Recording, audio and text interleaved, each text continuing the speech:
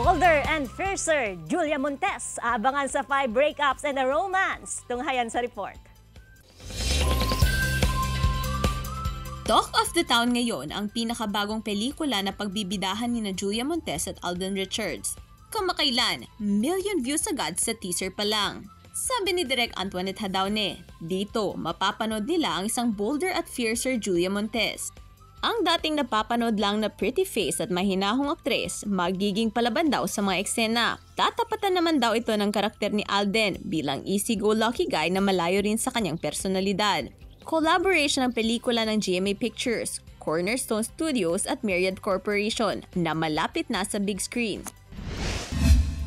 Lalong uminit ang tagpo sa Maging Sino Ka Man matapos pagtangka ng buhay ni Monique. Sa eksena, sumemplang ang motorsiklo ni Monique na ginagampanan ni Barbie Fortesa matapos siyang tangkaing banggain ng tauhan ni Boss Frank na ginagampanan ni Jeric Raval.